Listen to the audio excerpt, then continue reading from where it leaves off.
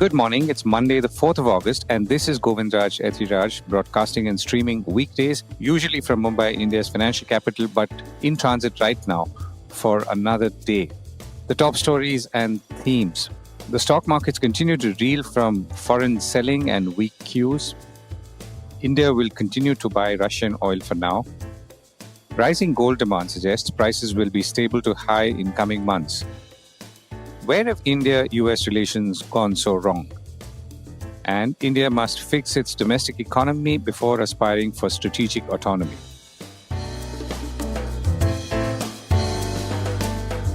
This is a core report with Govindraj Ethiraj. Markets reel from tariffs.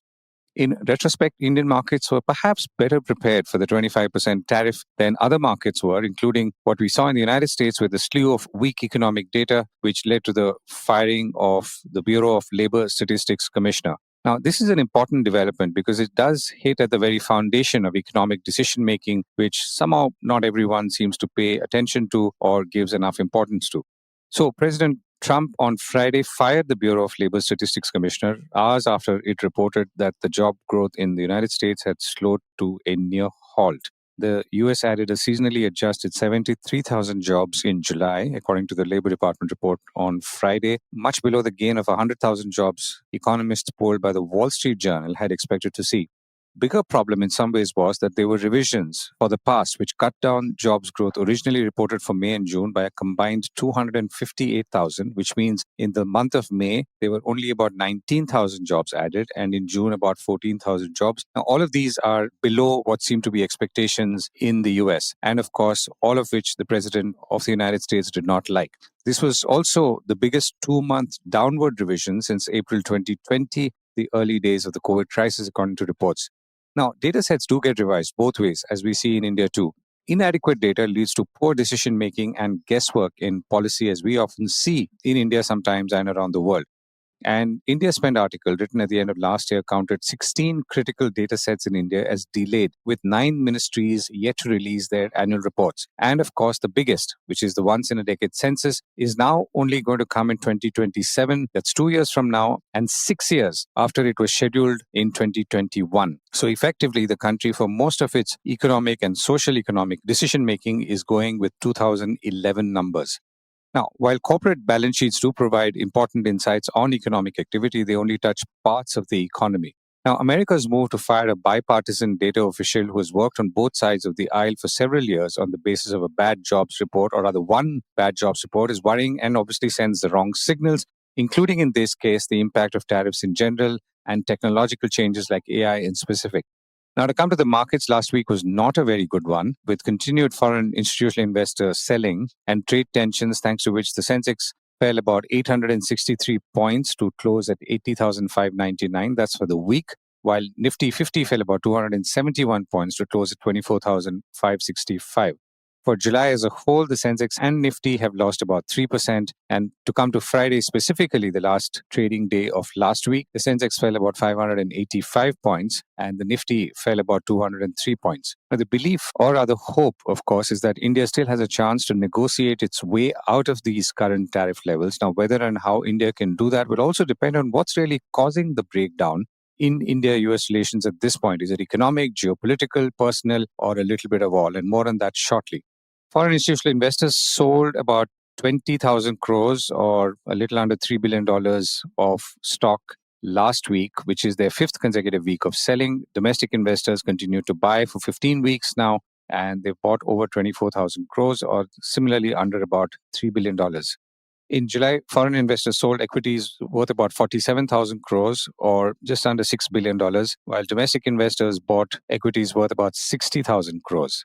Now, weak data also led to the dollar falling on Friday, even as hopes now rose of the Federal Reserve cutting interest rates thanks to that weaker than expected US employment number. On Wall Street, stocks fell on Friday as investors responded to the latest data, which pointed to that weaker economy and, of course, the new tariff rates, which seem to be, at least for now, set. The Dow Jones fell about 540 points to 43,588, which made it its worst decline since June 13th, according to CNBC. And the Nasdaq Composite was down 2.2% to close at 20,650. That's its biggest fall since April 21. That's the 21st of April. And the dollar is weak as well. The Bloomberg Dollar Spot Index fell 0.9%, its worst day since April 11th, after those payroll estimates were missed. And traders are now pricing in 2 rate cuts by the Federal Reserve this year, perhaps more confidently. Also, other currencies have gained. The yen rose as much as 2.3%, and the euro also rose more than 1%.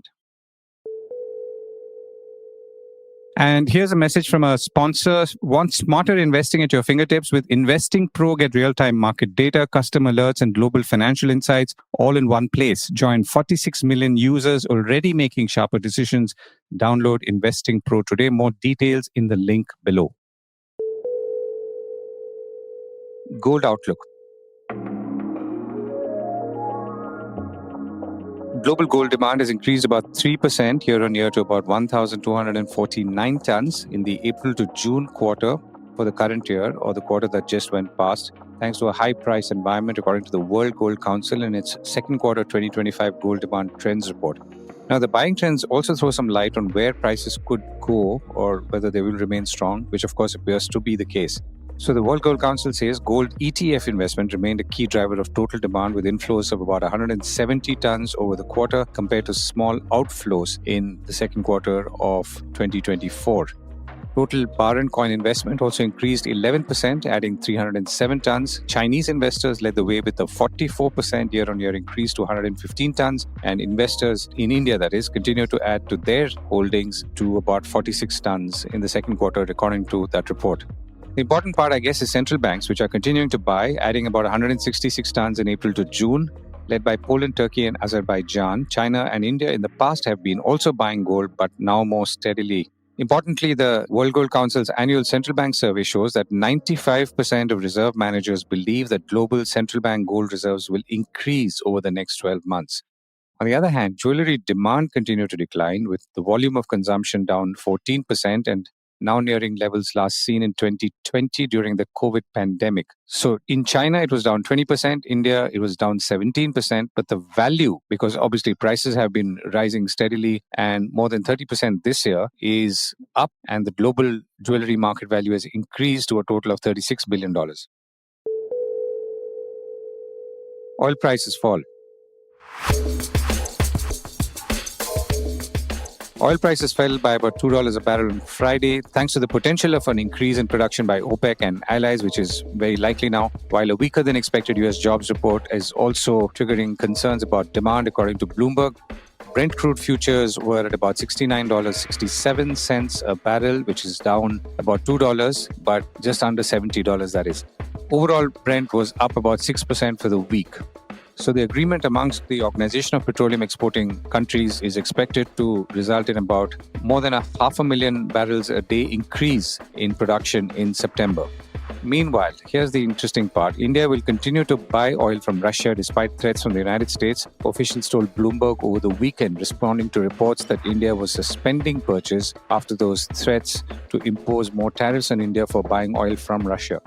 The sources told Bloomberg that no decision has been taken as yet on stopping imports, and both state-run and private refiners are allowed to buy from their preferred sources, and crude purchases remain a commercial decision made by them. Trump later told reporters that he had heard India would no longer be buying oil from Russia and calling it a good step. Meanwhile, Prime Minister Narendra Modi has urged citizens to buy locally made goods to help the economy during heightened global uncertainty. In a speech at a rally in UP, Uttar Pradesh, on Saturday, he said, "The world economy is going through many apprehensions. There is an atmosphere of instability. Now, whatever we buy, there should be only one scale. We will buy those things which have been made by the sweat of an Indian." He also highlighted the importance of shielding India's economic interests during uncertain global conditions, and he said that interests of our farmers, small industries, and the employment of our youth are of paramount importance. India versus Trump. In a few months, President Trump has gone from praising India as a major strategic partner to saying that he wouldn't care if its economy implodes. Now, if you look at the tariffs, compared to India, which is at 25%, Bangladesh is at 20%, Vietnam 20%, Indonesia and Pakistan 19%. So in areas like apparel and others where we are competing with some of these countries, India is now obviously at a disadvantage, which was not expected to be the case going by previous utterances, statements, and negotiations. Bloomberg quoted officials saying that the Trump administration still values the US-India partnership, but added that ties between Washington and New Delhi have steadily soured over disputes about trade, Russia, and whether Trump deserves credit for brokering a ceasefire following a 4-day conflict in May between India and Pakistan on the border. On Wednesday, Trump said that India would incur a penalty for its continued purchases of Russian goods, that's oil and defense equipment. So what's really turned in this India-US equation? Is it only about trade and India's refusal to open some parts of the market to American exports, or is it more to do with geopolitics or something else? I reached out to Indrani Bagchi, CEO of Ananta Centre, foreign affairs columnist with the Times of India, and I began by asking her what had gone wrong. Somewhere the Modi-Trump relationship has soured. That is pretty clear because Trump's rants have become very personal. I mean, it's not a policy thing. And you have to worry about that because this is a president that literally turns on a dime. So he's somewhere in the morning, somewhere else in the afternoon. So clearly something has happened between him and PM that has taken the shine off the relationship. It has impacted the relationship in the way that you're seeing right now, which is tariffs. My sense is if we don't repair this, it will spread across many other sectors. But what went wrong? We are all in the realm of speculation, but a couple of things that I heard. One was that when Prime Minister went to the Quad Summit in Baltimore in September of last year, Trump tweeted that my friend Modi is here and I'm going to meet him. Modi did not meet him because somebody advised Modi not to meet him until he was also meeting Kamala Harris, who did not have time for Modi. So Modi did not meet Kamala Harris, but he also did not meet Trump. And I was told, fairly authoritative sources that Trump took that amiss. The second was the ceasefire. If you've noticed, Trump has now spoken about it about 30 times in the last month and a half. And Modi wasn't giving in on the ceasefire having been mediated by Trump. A lot of it has to do with domestic politics. A lot of it has to do with the fact that India's position on foreign policy about this is we don't allow another country in between India and Pakistan. Now, there have been people who have said, oh, yeah, so what? Why didn't you just let Trump take credit? The answer from people in Modi's circle was that we reckoned that the domestic cost would be very high, which we would have a problem with. That's the second. And you can see that Trump's sort of fascination with Pakistan is not really that he cares about Pakistan at all. A lot of it has to do with needling India. There are no oil reserves in Pakistan. Since the 1950s, they've been looking for oil reserve. There is a Sui gas field in Pakistan, in Balochistan, which is managed by Mitsubishi. It is still the biggest energy source inside Pakistan. The third element of what went wrong was the trade negotiations. Now, the trade negotiations, the way the Indians negotiate on their trade deals, which is on and on and on, and basically wearing down the opposition without actually closing a deal.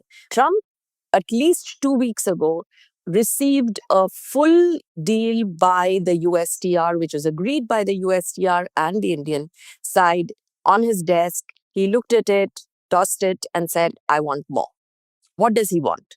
He wants opening up of the agriculture market, the GM foods, dairy, and particularly soy.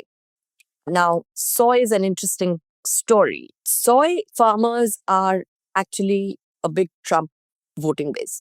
America's soy exports used to go to China.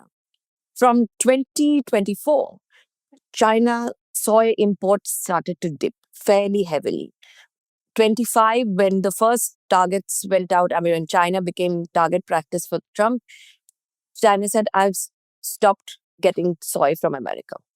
And recently, Argentina, the Milei government, reduced all export taxes on agriculture products, which basically means that the two big soy producers in Brazil and Argentina are now in the China market.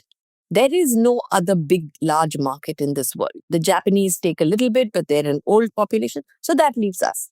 And we will not take soy because it's genetically modified soy.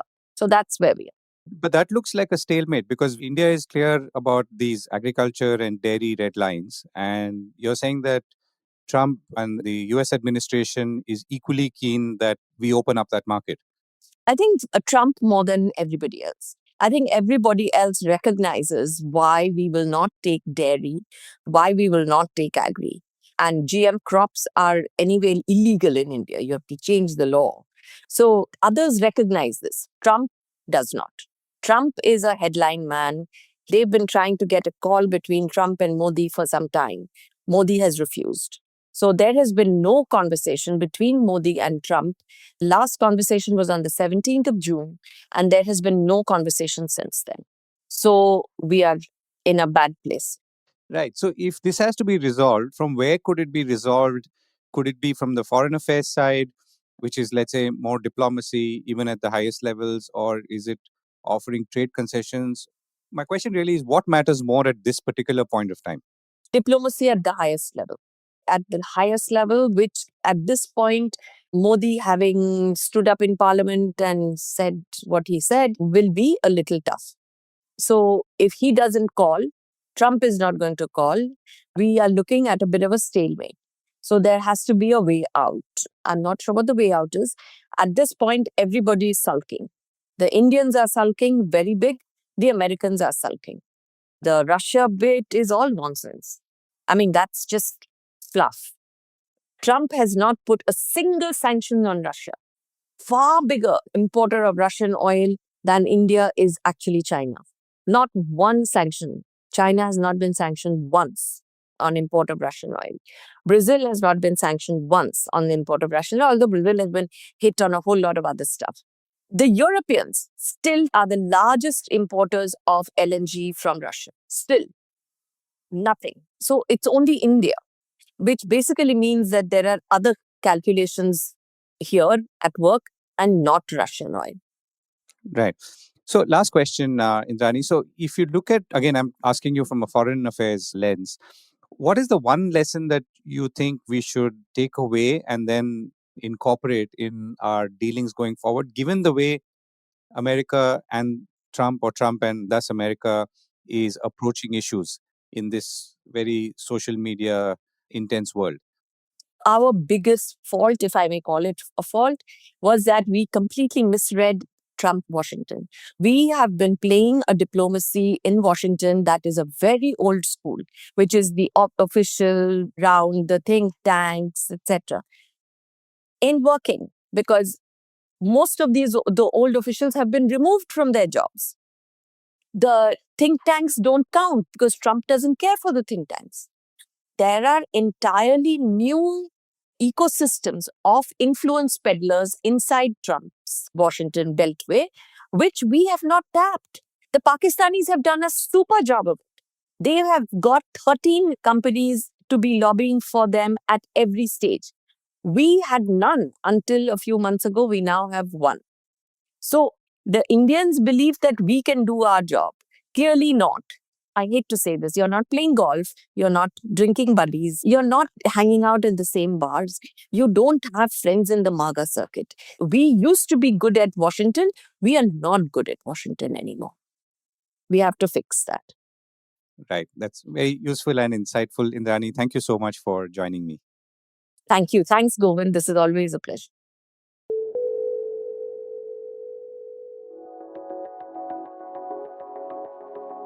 Back to the India-US spat, there are some lessons that obviously go beyond the present and call for reflection on what can move the needle when it comes to taking up bargaining positions on the economic and trade fronts. There are no straight and simple answers or quick fixes, but assuming there would be would make it even more dangerous than actually not finding a solution. I spoke with Shankkar Aiyar, veteran economic journalist and columnist, and author of a recent piece in the New Indian Express on India's quest for strategic autonomy and what that will really take in order to improve India's position in the global bargaining table. Essentially, what I'm saying is that when we make assessments, we tend to overestimate the immediate and underestimate the long term. The immediate implications will be seen in the GDP figures, it will be seen in the employment figures, and it will be seen in the consumption figures. So basically, what does this 25% tariff do? It removes whatever edge you had in terms of competitiveness for the exports. Now, some of the orders may have already been taken, some of the tariff will be eaten by the Indian supplier, and some of the tariff will be eaten by the overseas purchaser. And you always hope that you will get a better deal at the end of the month when the two sides meet. So the short term is something that can be managed. It isn't a big dent, but the long term is an issue. If you continue to be in this idea that you are going to harvest the China plus one policy, which means essentially that all the shifts in supply chains out of China by global companies, some of it will come to India, just like Apple, iPhone, and other opportunities have come to India. Now, when you have a tariff that is higher than the competing countries, your long term prospect of attracting manufacturing investment is daunting, because every company who wants to invest in India will first figure out what will be the option to export back to US or to EU or to UK. So these are questions which have long term implications, and the long term implications will also visit the employment picture, because most of our exports is in labor intensive large MSMEs like gem and jewelry, garments and stuff, and so they are tariff sensitive. We have loaded our economy with many costs about which we can talk later, but this is my view that the immediate may not be that bad, but the long term could be really bad. Okay, so the other point that you've made, Shankar, is this dichotomy between the quest for strategic autonomy in trade versus what you've called the parasites that haunt the domestic economy. Now, this obviously is something that we know. I'm talking about the challenges in the domestic economy.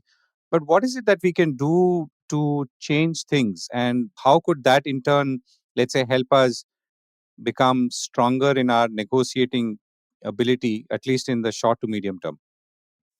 So it's a matter of how you design the ecosystem. So, what do businesses want? They want predictability, consistency in tax policy.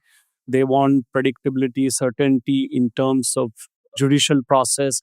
They want predictability in terms of the direct and indirect input costs.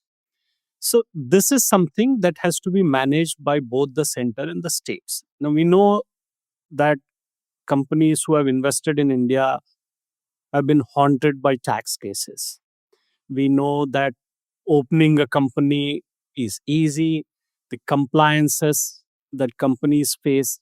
Just now, recently, Teamlease RegTech has put out a report which says that just in the renewable sector, this covers the renewable sector, renewable companies are subject to 799 or so, 700 plus compliances.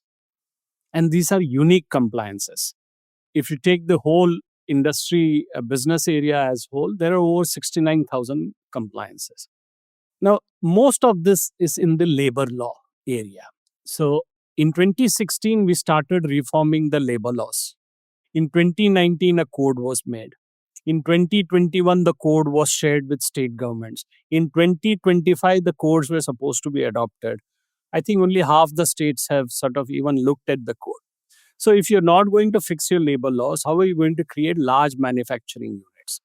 The Make in India program started in 2015 or so. At that time, manufacturing as a percentage of GDP was roughly around 16 or 17%. Today, agriculture has a higher share of the GDP than manufacturing. I mean, this is where we are. And if you look at options, so how do we become competitive? We have to have a mix of policies, and we should not be afraid of competition. In 1991, 1992, the government was toying with the idea of imposing FDI caps on the software sector. The software companies said, no, we don't want. Narayan Murthy, I think, was leading the NASSCOM at that time. They said, no, we don't want any protection. We let it be open. We'll compete with the best. And so today, software companies are competing with the best. Similarly, we had a policy till 1991-92 of blocking all kinds of collaborations and foreign companies into India in the automobile sector. And then came Suzuki and thereafter Hyundai. Now, Chennai-Bangalore corridor is known as the sort of Detroit of India. I mean, how did they manage that? Because they created an ecosystem. I'll give you another interesting example. We are a cricket crazy nation, so look at the IPL. The IPL, when it started maybe about 2007, so it's like 14 years now, or 18 years. At that time, there was a lot of question about allowing foreign players in the team, 4 players in the team.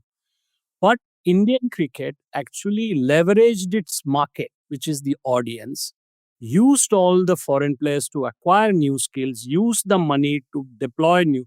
So these are examples that exist in the system for the Indian government to sort of look at. It is sort of mystifying why every few years Make in India becomes something else. What is the objective here? The objective is to employ the maximum number of people and get a largest share of the overseas exports market. How is that to be done? Somebody has to strategize. And you should think about, should I load GST on these products? Should I have a higher customs duty on imports? Should I have a higher excise on these things? Should I be protectionist or should I open competition? Will my brands be globally competitive? These are questions that are sort of staring at the entrepreneurs, and they should be staring at the government also. Right. Last question, Shankkar. So you've referred to the 1991 reforms being the last real reforms. My question is actually slightly different. When you look at reforms as linked to tariffs, protection in the Indian context, would you say that government is more responsible or is it industry itself?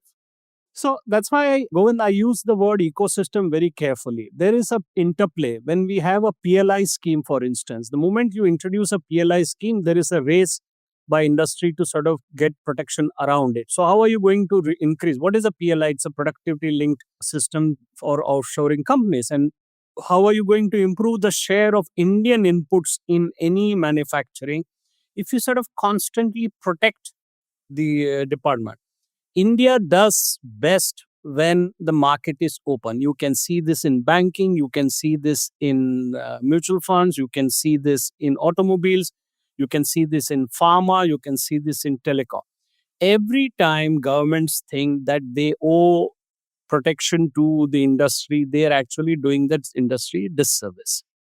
I think the big problem in India is the collaboration between government and industry, what I call the strong consensus for weak reforms. This is something that needs to be dismantled. We should look at issues in terms of national security and period. Rest is all should be open. Right. Shankkar, thank you so much for joining me. Always welcome.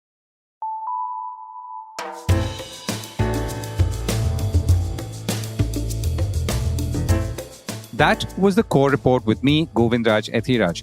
Do stay connected with more of our coverage at the Core. You can check out our website or sign up to our newsletter for our exclusive stories, one in-depth feature a day on www.thecore.in. Do also track us on LinkedIn, where we usually post synopses or extracts of our top stories and interviews. We would love your feedback on how we can make business more interesting and relevant, including, of course, India's vibrant manufacturing sector. So write to us at feedback@thecore.in. And thank you once again for listening.